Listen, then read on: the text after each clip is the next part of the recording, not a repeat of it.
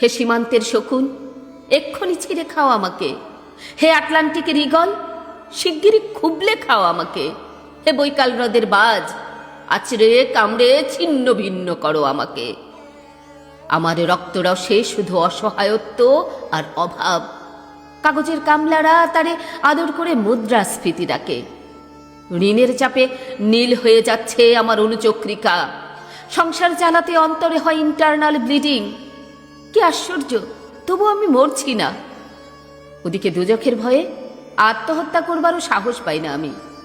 খোদাকে বললাম, আমি মরতে চাই। তিনি বললেন, বেঁচে আছো কে বলল? সহস্রাব্দ উন্নয়নের সাক্ষী হিসেবে রাজা তোমাকে মমি করে রেখেছেন। বাজারে দীর্ঘশ্বাস ফেললে নাকি রাজ্যের ভীষণ বদনাম হয়। রাজারও মন খারাপ হয় খুব। কোতোয়ালরা ফরমান জারি করেছে তোমাকে সারাক্ষণই হাসতে হবে, নইলে দেশি কুকুর ও বিদেশি মাগুরকে একবেলা ভালো মন্দ খাওয়ানো হবে আমার মাংস দিয়ে। নিত্যদিন ব্রয়লারের ভুঁড়ি নাকি ওদের ভাল লাগে না, অথবা আমাকে ভাগ করে দিয়ে বেচা হবে। মানুষেরা তো মানুষ খাবার স্বাদ হতে পারে, তাই না? ভাগ্যিস তা বিদেশি সুপার শপে বিক্রি হবে না। দেশি মানুষেরই তো হক বেশি আমাকে খাওয়ার।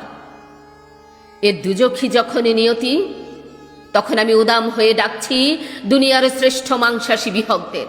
হে ঈগল, চিল ও ভয়ঙ্কর বাজেরা, হে সাম্রাজ্যবাদী সাহসী শকুনিরা, তোমরা F-35 মতো, MiG-29 মতো দল বেঁধে হামলে পড়ো আমার বুকে।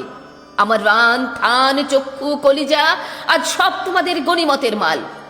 দেশি শুয়োর খুবলে খাওয়ার আগেই আমার ইচ্ছে মতো ছিঁড়ে খাও তোমরা।